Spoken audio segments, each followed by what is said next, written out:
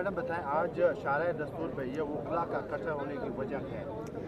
वकला के इकट्ठे होने की यही वजह है कि हम जस्टिस साहब के साथ खड़े हैं, जो कि हमारे साथ हैं। ठीक है, हम उनके लिए यहाँ पे सभी इकट्ठे हुए हैं। अभी जैसे हेयरिंग स्टार्ट होने वाली है, आप लोग देख रहे हैं यहाँ पे कितनी तादाद में पुलिस वाले आए हुए हैं। जब इलेक्शन की बारी आती है तब सिक्योरिटी चाहिए होती है, तब तो पुलिस वाले नहीं इनको नज़र आ रहे होते। लेकिन जब वकला जहाँ पे 1000-2000 इनको नज़र आ जाते हैं, वहाँ पे पुलिस वाले भेज देते हैं कि कहीं जाके सुप्रीम कोर्ट वाले जजेस कोई ना उठा ले। ठीक है, तो ये जो यहाँ पे आइन और कानून की जंग की खातिर हम यहाँ पे इकट्ठे हुए हैं। आप देखें यहाँ पे कितना अच्छा पुरसकून माहौल में हम आए हुए हैं, तो इंशाल्लाह फैसले का इंतजार कर रहे हैं। वजह है कि हुकूमत इलेक्शन से भाग रही है? आपको नहीं पता क्या वजह है? आप बताएं। सारी दुनिया को पता है कि क्या चोर है, चोर के टोले आगे बैठे। उनको डर इस बात का है कि जो कौम है, जो बच्चे हैं, बूढ़े हैं, नौजवान हैं, यंगस्टर, सारी यूथ खान साहब के साथ हो गई है।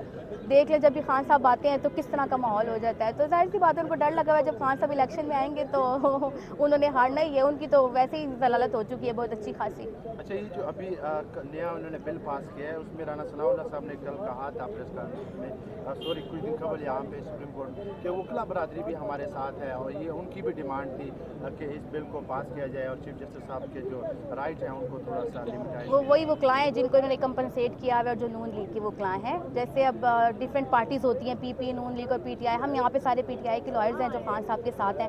हम ये नहीं कह सकते वो लॉयर्स गलत हैं, वो अपने उस पर ठीक हैं। अपने हर किसी का अपना नज़रिया, आज़ादी राय सबकी होती है कि कौन किसके साथ होता है। लेकिन बहरहाल जो भी है सबको नज़र आ रहा है, सबके सामने है कि खान साहब क्या है और क्या चीज़ है और कितना अहम है। तभी तो जजेस भी जो है ना बेंच पे नहीं बैठते, बेंच बार बार टूट जाता है। इसलिए हम यहाँ पे आज जस्टिस साहब के साथ आने के लिए खड़े हैं। अक्सर सोशल मीडिया पे कहा जाएगा ये बेंच इसलिए टूट रहा है कि अस्करी का नहीं बना। किसका नहीं बना वो? अस्करी समझ का। शायद हो सकता है, मे बी यू राइट।